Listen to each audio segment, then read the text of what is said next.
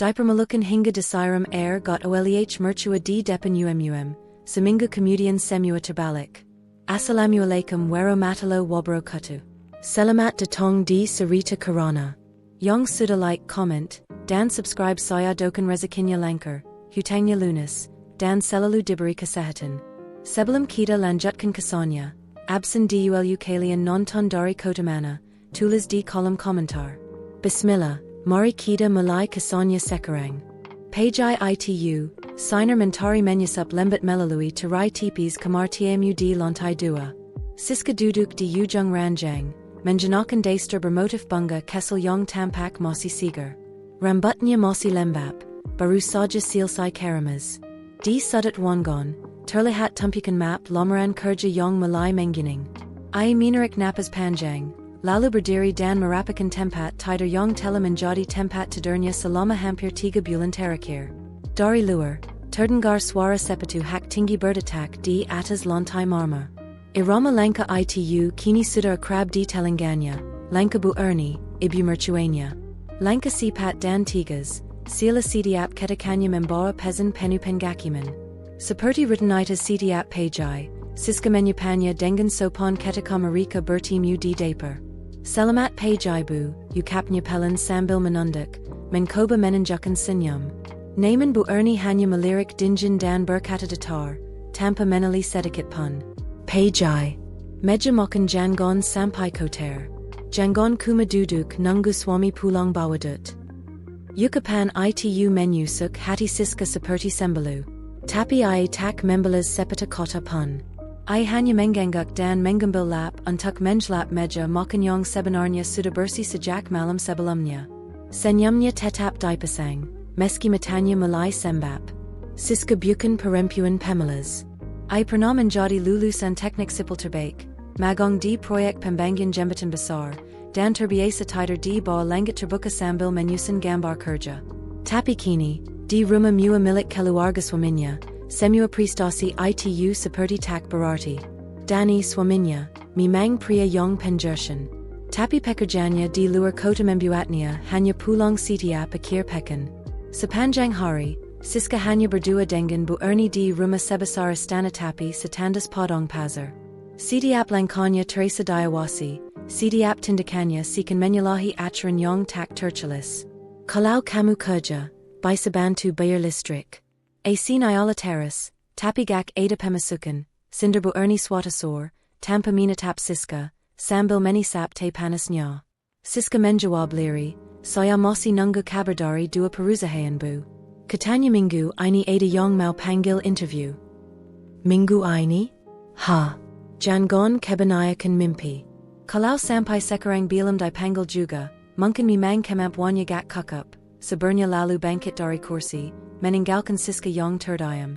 Langit di luar perlahan berubah muram, mendung menggilang di ujung cakrawala. Siska menatap kosong ke arah jendela, dadanya kian sesak oleh tekanan yang tak pernah reda.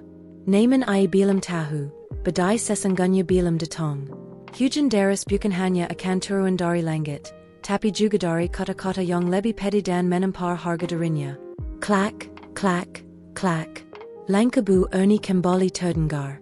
Kali ini lebih cepat, lebih berat, dan mendekat ke arahnya. Shang itu, ruang makan tampak seperti ruang pamer kuliner. Meja besar di tengahnya dipenuhi hidangan spesial, ayam kodak berbumbu rempah, sop buntet hangat, udang sos mentega yang mengkalap, serta sambal-sambal khas yang ditata rapi dalam mangkuk porcelain kessel. Aroma masakan membor dengan dinginnya hembusan AC Central, membuat ruang itu terasa elegan sekaligus kaku. Di kursi paling ujung, Bu Erni duduk anggun mengenakan gaun maruan elegan, jelang emas di pergelangannya memantulkan cahaya lampu gantung kristal. Keluarga besar Dani turut hadir Shang itu, dua tant, satu dan beberapa sepupu luar kota yang datang untuk arisan. Siska duduk di samping suaminya, mengenakan atasan sederhana warna krem dan celana longgar. Ia sudah sibuk sejak pagi, menata meja makan hingga semua terlihat sempurna. Yuk, dinikmati makanannya, ucap Bu Erni dengan senyum sopan yang diselipi nada superior. Lalu, ia menali ke Siska dan menambahkan dengan santai namun mengejut, Siska juga duduk dong. Kantayap hari juga kerjanya duduk teras ya? Beberapa sepupu menahan tawa, sementara salah satu tant terkeke kesel sambil menyutupi mulutnya dengan serbet. Siska Ika tersenyum, tapi senyuman itu tidak sampai ke matanya. Ia menunduk, mengambil nasi dengan jerikan pelan, seperti ingin bersembunyi di balik piringnya. Dani kerja sampai malam, matanya merah teras bawa laptop. Tapi di rumah, istri kerjanya apa? Rebahannya? Sambung Bu Ernie sambil memotong daging di piringnya dengan tenang. Tawa kesel kembali terdengar di meja. Suasana yang awalnya akrab perlahan berubah kaku dan dingin. Dani meletakkan garpunya perlahan, nadanya mulai terdengar tegas saat membuka suara. Bu Siska itu. Namun sebelum ia sempat melanjutkan, tangan Siska menyentelenggannya. Sencahan lembut tapi penuh ketegasan. Ia menggeleng kesel, meminta Dani untuk diameter. Senyumnya tetap ada, tapi dalam matanya tersimpan luka yang tak bisa disembunyikan. Ia tahu, jika Dani bersuara, justru akan memperkeruh suasana. Dan ini bukan pertama kalinya, ia harus menelan semuanya sendiri. Suara sendok dan garpu mulai terdengar lagi, tapi tidak sehidup sebelumnya. Dani mencoba mencairkan suasana dengan kisah lama yang luku, tapi tak satupun tawa terdengar lepas. Siska mengunyah pelan, berkali-kali menjadipkan mata, menahan air bening yang mulai memenuhi sudut matanya. Yang teras berjima di benaknya hanyalah suara Bu Ernie, tajam, dingin, dan mengangkurkan dari dalam. Dan saat Siska beranjak hendak mengambil air minum, ia bilang tahu bahwa sheng itu baru awal dari luka-luka lain yang akan datang. Karena di rumah mega ini, harga dirinya tengah daikis perlahan. Satu demi satu, tanpa ada yang benar-benar pejalai. Beberapa hari setelah kejadian makan sheng itu, rumah besar bergaya klasik kembali kedatangan tamu istimewa. Dani sedang dinas luar kota, tak bisa pulang. Sore itu hujan jerimis turun perlahan, membasahi halaman yang tertata rapi. Lampu gantung di ruang tamu memancarkan cahaya kekuningan yang lembut, menyinari dinding marmer dan rak penuh ornamen kristal. Aroma teh melata yang baru disidu menyatu dengan wewangian wangan yang mewah. Di dapur, Siska sibuk menyiapkan nampan berisi kiring dan kanker-kanker teh porcelain. Ini pertama kalinya ia menyambut tamu keluarga dari Jakarta. Hatinya campur-aduk, tegang tapi ingin memberikan kesan baik. Ia tahu, posisinya di rumah itu belum pernah benar-benar diterima, tapi ia berusaha semaksimal mungkin. Dengan hati-hati, ia membawa nampan ke ruang tamu, di mana Bu Ernie tengah duduk bersama beberapa tamu yang terlihat elegan. Ada yang mengenakan batik mahal, ada pula yang tampil minuman dengan selendang sutra. Siska menyapa dengan ramah sambil membungkuk sedikit. Silakan tant ini teh dan kue keringnya, ucapnya lembut, menggulirkan nampan dengan tangan gemetar. Namun sebelum siapa pun sempat menyambutnya, sebuah suara terdengar dari belakang. Siska. Ia menali pelan. Bu Ernie berdiri di ambang pintu ruang tamu, wajahnya tenang tapi matanya menyusuk. Ia melangkah cepat, lalu menarik lengan Siska menjauh dari hadapan para tamu. Kamu gak usah ikut-ikut ke sini. Mereka orang Jakarta. Biar mereka tahu kita ini keluarga punya kilas. Kamu di dapur ia, bisiknya dengan nada datar yang terasa lebih dingin dari hujan di luar. Siska terdiam.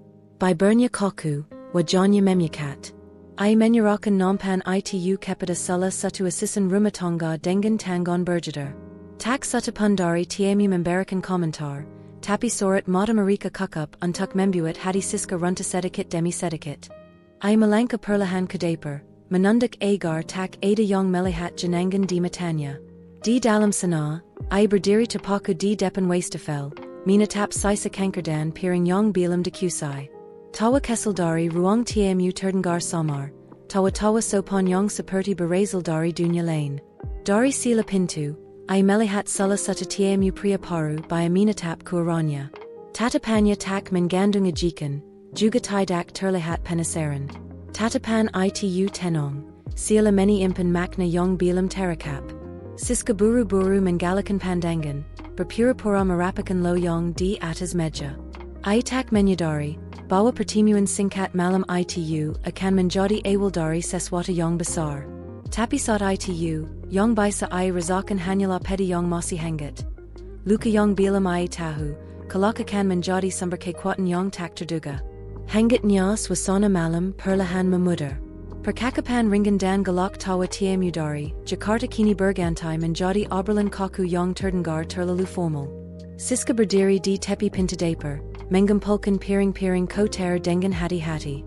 Tak ada yong mementanya melakakannya, tapi I melakakannya, bukan karina di perintah, melainkan karina I merasa itu bentuk hormatnya sebagai menantu.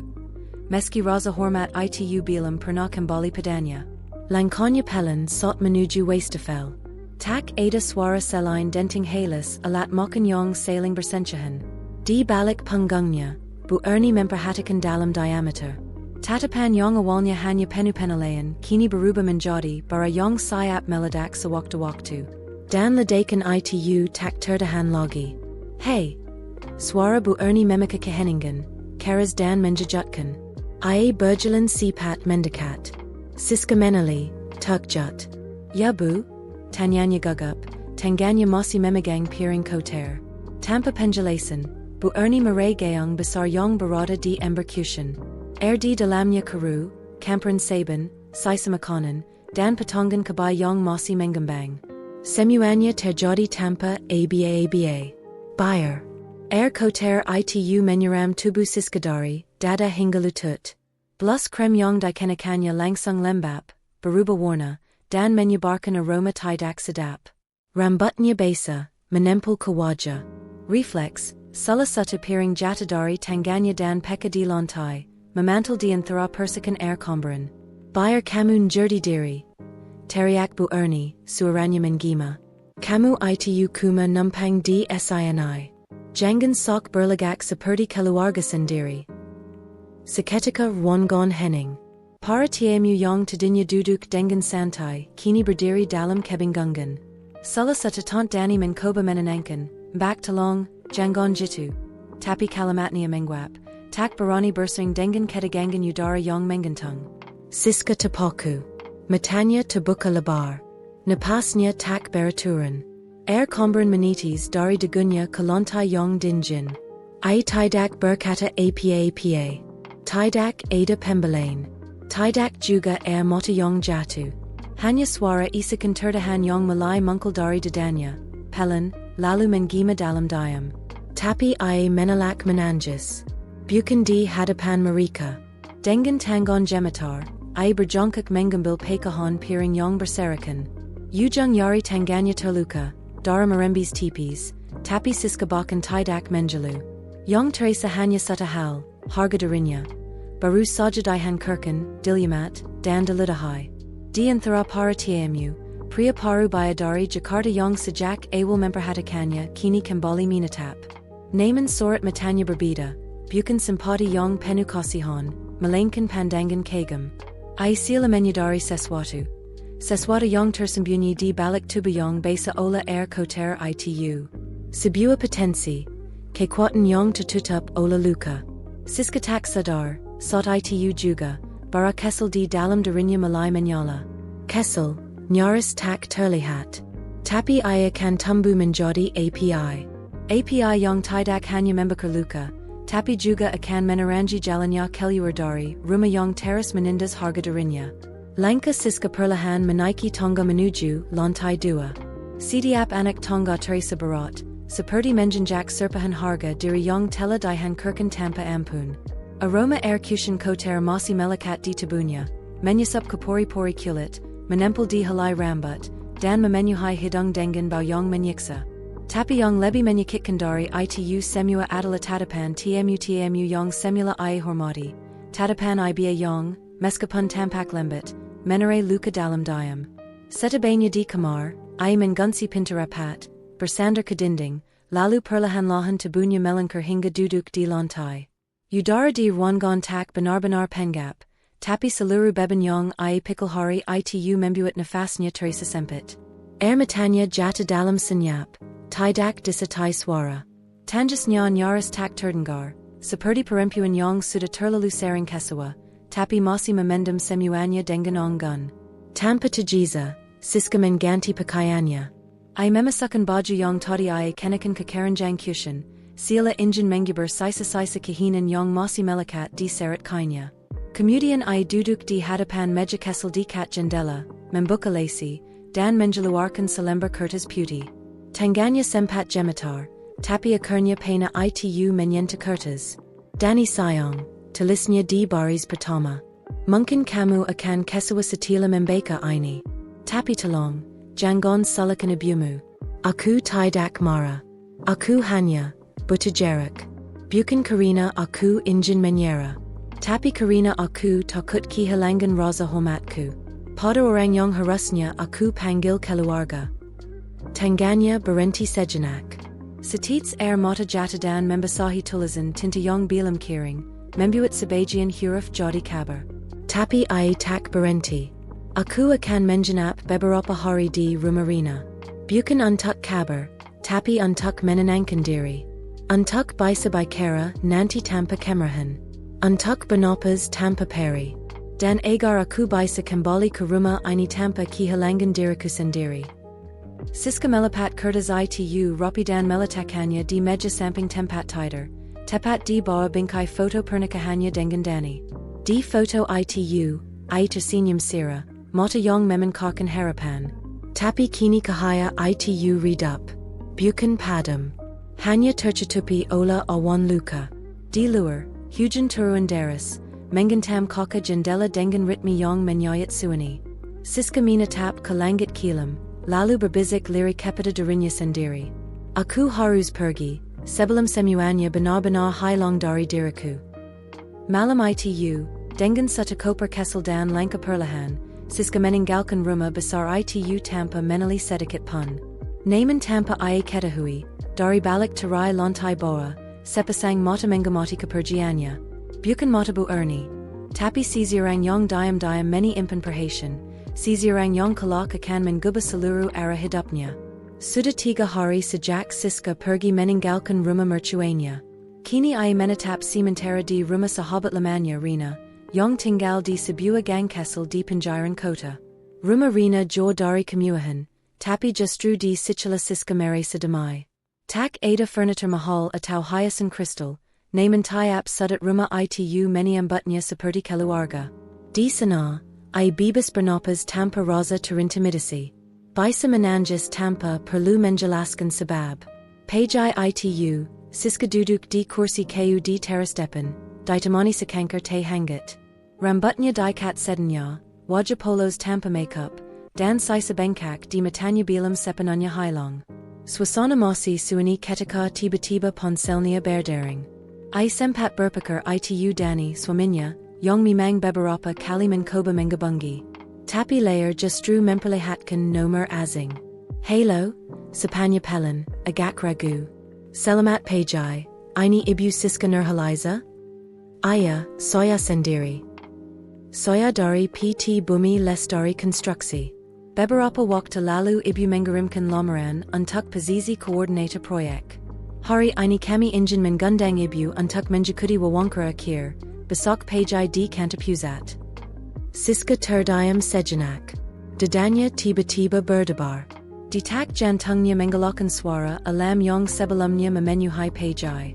Maaf, maksud Bapak, saya lolos ke tahap akhir? Benar Bu. Dan kabar baiknya lagi. Kami menerima rekomendasi langsung dari Pak Bambang, salah satu dewan komisaris kami. Beliau segera khusus meminta agar Ibu mendapat kesempatan bertemu langsung dengan manajemen. Siska nyaris tak bisa berkata-kata. Nama itu terdengar asing. I merasa tak mengenal siapa pun bernama Bambang, apalagi yang memiliki jabatan tinggi di perusahaan konstruksi sebesar itu. Besok pukul 9, ya Bu. Bila ada dokumen yang belum lengkap, bisa menyusul. Terima kasih. Baik Pak, terima kasih banyak. Jawab Siska dengan suara gemetar, sebelum akhirnya panggilan terputus. Namun tangannya masih mensengkeram ponsel erat-erat, seperti takut jika itu hanya mimpi yang bisa hilang kapan saja. Dari dalam rumah, Rina mungkul dengan handuk melingkar di bahu. Siapa yang telepon? Tanyanya penasaran. Siska menali perlahan. Wajahnya bingung, tapi sorot matanya menyala. Aku, Dipangil Wawankara. Perusahaan Yong Waktu Itu. Tapi Katanya. Ada Yong Rekomendasikan Aku Langsung. Siapa? Siska Menggalang Pelan. Mosi Tampak Kebing Gungan. Aku Gat Kinal Siapa Pundi Dalam Perusahaan Itu. Angin Pajai Barembas Lembet. Membawa Aroma Tanah Besa Dan Dadonan. Naman Kepala Siska Kini Penu Pertanian. Siapa Pak Bambang? Mengapa Ia Sampai Turuan Tangon Memberi Rekomendasi? Dan Mengapa Semua Ini Terjadi Sot Darinya Hampir Menyera? Matanya Minatap Kejalanan Kesel di Depan Rumah, Kosong.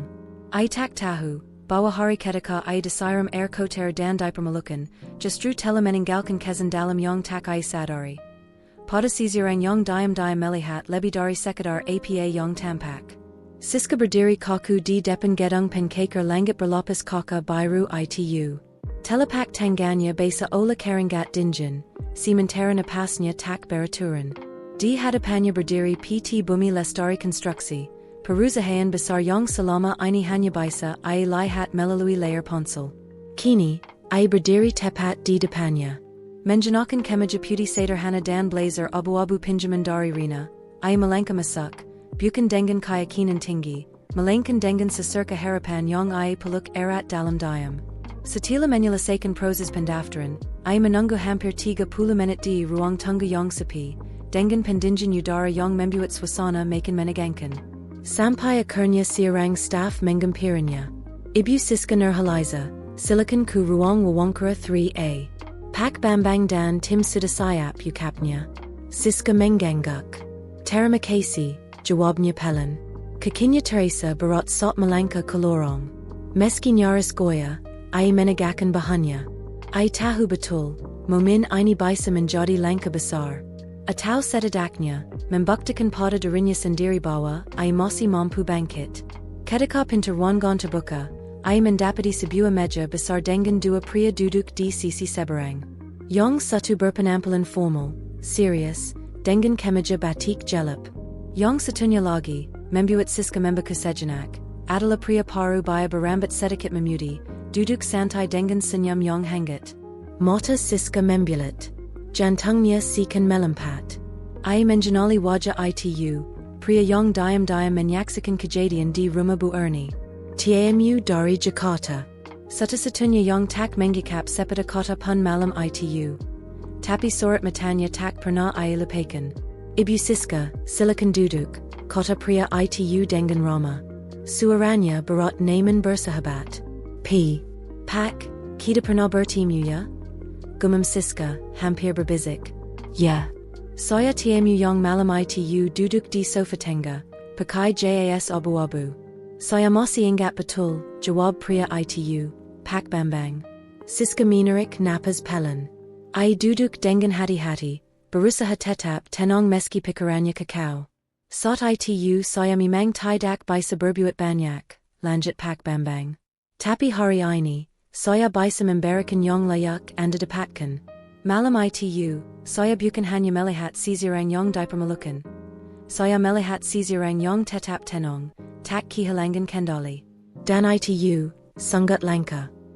Siska Menunduk, Kejua Tanganya Sailing Mengangam di Atas Pangkwan, Berusaha Menahan Gejolak Dalam Dada.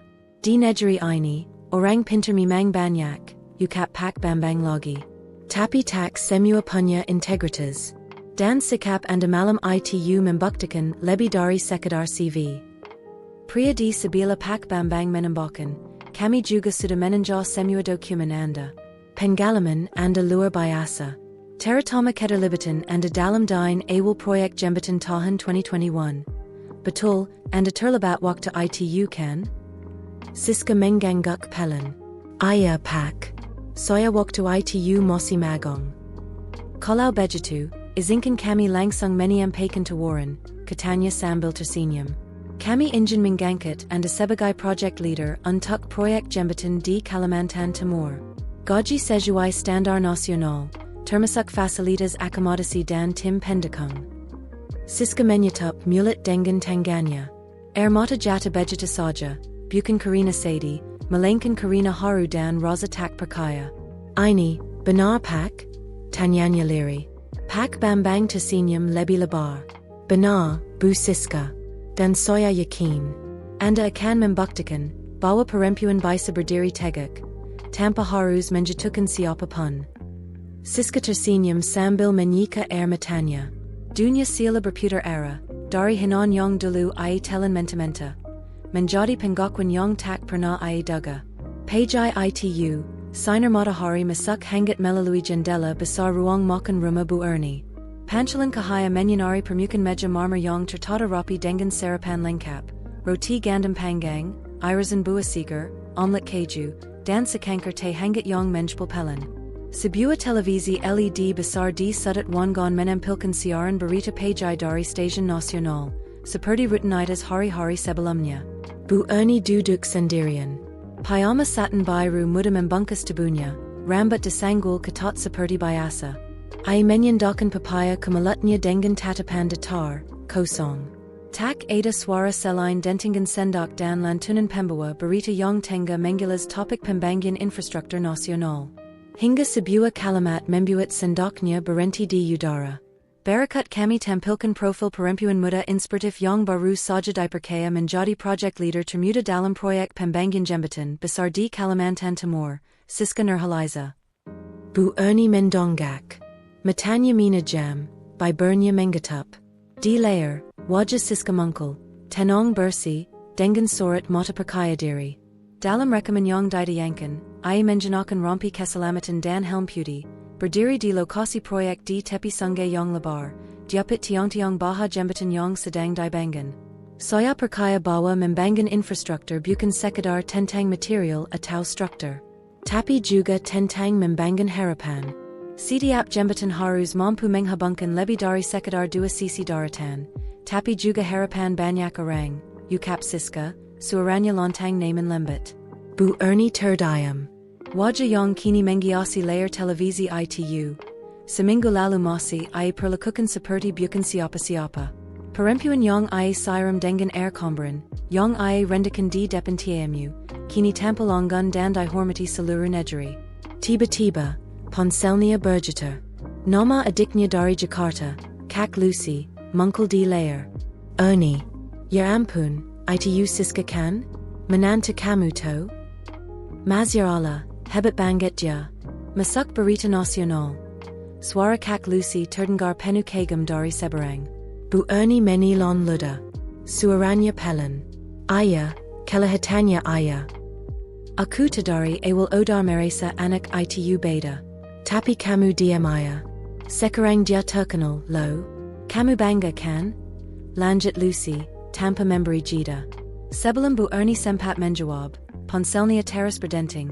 Grup WhatsApp Keluarga besar ramai membahas hal yang sama. Asterisk, Siska masuk TV na. Hebat banget ya. Asterisk.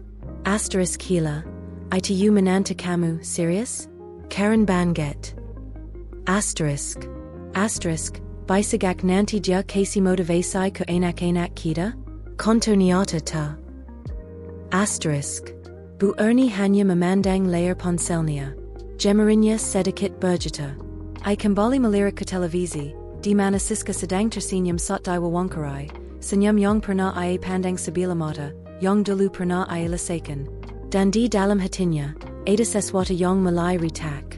Bukan hanya rasa bersalah, tapi juga kesadaran, bahwa perlakuannya yang dulu ia kira akan meruntuhkan, justru menyeram semangat yang kini tumbuh menjadi kekuatan besar. Dari balik jendela, seekor burung kesel hinggap di penjairan balkon, lalu terbang menembus langit pajai. Bebas. Tanpa beban. Sama seperti Siska, yang kini telah melampaui semua batas yang pernah ingin menjatuhkannya. So mulai tenggelam perlahan di balik bukit-bukit hijau Kalimantan. Langit dihiasi sembarat jingga kimasan, dan di tengah hirak pikuk suara mesin serta teriakan koordinasi para pekerja proyek, sebuah mobil hitam berhenti tepat di depan POS Kemudian utama. Siska baru saja keluar dari ruang rapat lapangan ketika matanya menangkap sosok yang familiar berdiri di samping kendaraan itu. Dani, gemamnya, nyaris tak percaya. Dani tersenyum lebar, membuka tangannya lebar-lebar. Lagi sibuk bangun jembatan atau ukir sejarah, bu pimpinan proyek, godanya. Siska menahan tawa, Matanya Mulai Berkaka.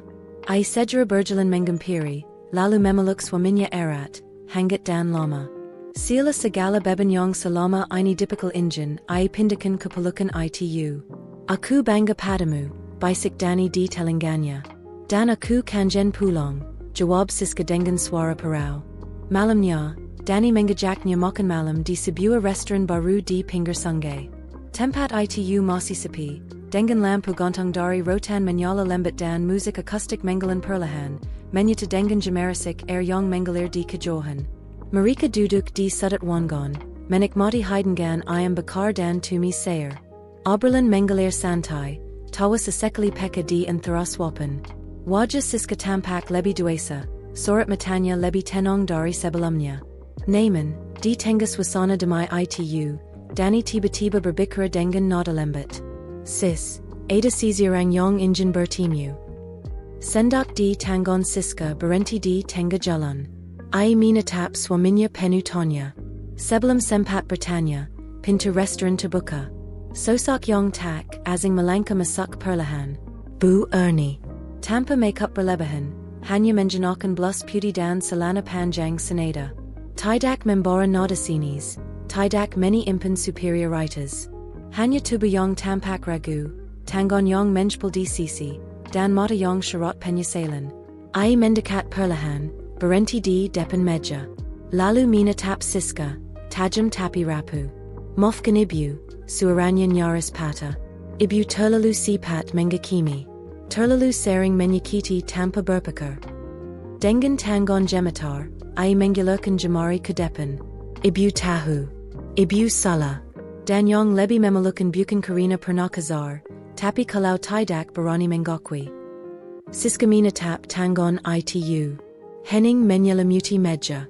Dani Menundak, Membiarkan Dua Perempuan Yong Ia Sintai Berbikara Dari Hati Kahati. Perlahan, Siska Meniambit Aluran Tangon Itu. Jengamanya Quat, Naaman Hangat. Soya Tak Pernah Meni Impan Bensibu, Katanya Lembit. Tapi Soya Bella Ja Banyak. Bawa Diam Bukan Barati Menyera. Kadong. Diam Sutasatunya Kara Untuk Tetap Yutu. Ermota Mengalir di Pipi Bu Ernie. Tapi Siska Tetap Tenong. Bukan Karina Hatinya Takter Sentu. Malankan Karina Matanya Suda Hobbies di Malam Malam Suani. Sot Dunya Tak Melihat. Di Bawa Lampu Temaram Dan Aroma Sungay Yong Teras Mengalir. Marika Berdamai. Bukan Karina Semua Suda Sempurna. Tapi Karina Keduanya Akurnya Memalai Untuk Sailing Memahami. Tampa Prasanka. Naaman Jor di Lubak Hati Siska, I Tahu, Perjalananya Bilam Usai. Karina Basak, Ayakan Malanka Lagi. Dengan Kepala Lebi Tegak, Hati Lebi Kuat, Dan Pajakan Yong Tak Lagi Goya. Pajai di Pelasok Kalimantan Selalu Datong Dengan Kasegaran Alami. Udara Bersi, Bibis ASAP, Dan Hembuzan Angan Yong Membawa Aromatana Basamenya to Dengan Kikawan Burung Liar Dari Rimban Papahanan Sekatar. Di Sebuah Rumah Kontrakan Kessel Berdinding Kayu, Atap Sengnya Kini Rapi Satila Diperbaki Sendiri Oleh Dani, Siska Duduk Tenong di Beranda. Kankertana Liat Barasi Kopi Hitam Menjpal di Tanganya, Sementara Map Tibal Barasi Detail Progress PROYEK Mingguan Terhampir di Pangkwanya. Tatapanya Tenong, Matanya Menyala, Tajam Naaman Damai. Tiga Bulan Suda Ai Tinggal di Sini. Tempat Yong Jor Dari Kemudian, Tapi Penuki Hijapan. Tak Ada Label, Tak Ada Tuntutan Untuk Selalu Terlihat Sempurna. Di Rumah Sederhana Ini, Siska Tak Perlu Teras Meneris Membuktikan Eksistensinya. I Bisa Menjadi Dirinya Sendiri, Perempuan Yong Dulu Dipermalukan Dengan Koter, Naaman Memalai Tidak Membalas Dengan Kebensian. Dani Munkeldari Daper Dengan Sepiring Pasong Goring Yong Mosi Menjpal. I Duduk di Samping Siska Dan Mengasap Punggung Istrinya Dengan Lembit. Bu PEMIMPIN PROYEK Bilam Tider Dari Sabuya? Ukap Dani Mengoda. Siska Tersenyum Kessel. Kalau Jembatanya Rampung, Aku Mawa Jack Anak Sekolah Datong Lihat Langsung. Bayar Marika Tahu, Perempuan Juga Bisa Jadi Arsitek Masa Depan. Tiba-tiba, Suara Kendaran Terdengar Mendekat. Tak lama, Sebuah Mobil Mungil Berenti di Depan Halaman. Dari dalamnya keluar seorang wanita yang dulu pernah membuat Siska merasa tak pantas berada dalam satu ruang. Tapi hari ini, langkah wanita itu tak lagi seperti dulu. Assalamualaikum, Sepanya Pelin. Waalaikumsalam bu jawab Siska, Bangkit berdiri dengan senyum hangat. Bu Ernie datang membawa rantang logam bertumpuk, berisi makanan yang I masak sendiri, sayur loda, ikan bakar, dan sambal khas rumah. Rambutnya disanggul rapi, tanpa riasan tebal seperti biasanya. Dengan gerak kanggung, I menyodorkan rantang itu. Ibu masak pakai labu sayam. Katanya dulu kamu suka, ya? Maaf kalau rasanya gak pa, ukapnya Pelin. Terima kasih bu. Saya yakin pasti enak, jawab Siska, menerima dengan dua tangan. Ketiganya lalu duduk di ruang tamu kecil yang hangat dan sederhana. Dani menyadukan teh dan menyajikannya. Tak ada kotamaf yang julang, tak ada drama. Hanya kehadiran yang perlahan-lahan meredakan luka masa lalu. Siska sudah tak membawa dendam. Tak ada amarah yang menuntut balas. Karena kini ia menjadi, rasa sakit yang terdalam bisa berubah menjadi tanah yang paling subur, selama tidak disiram dengan kebencian, tapi dengan harapan dan kepercayaan. Bu, ukap Siska liri sambil menatap sinar matahari yang menembus tirai jendela. Saya gak akan lupakan apa yang pernah ibu lakukan. Tapi justru dari situlah saya belajar untuk tetap berdiri. Comberan itu, ternyata pupuk terbaik. Bu Ernie hanya menunduk. Bukan karena malu, melainkan karena ia akhirnya menyadari, perempuan yang dulu ia rendakan. Kini telah menjelma jadi sosok yang tak bisa digoyahkan. Dan sebagai mertua, ia pun tengah belajar, bahwa cinta yang tulus lahir bukan dari kekuasaan, melainkan dari penghormatan. Di luar rumah, mentari pajai menyinari dedonan yang mulai bermekaran. Tapi di dalam dada Siska, cahaya itu sudah lama tumbuh. I tahu, siklam apa pun penginan yang pernah dicuangkan padanya, selama I memulai untuk tidak menyerang balik dengan kotoran. Maka I akan terus bertumbuh. Lebih kuat, lebih tegar, dan lebih anggun dari sebelumnya. Terima kasih sudah menonton kisah Kirana. Jangan lupa like, komen, dan subscribe agar tidak ketinggalan kisah seru berikutnya. Sampai jumpa di video selanjutnya. Semoga hidup kita selalu diberkahi.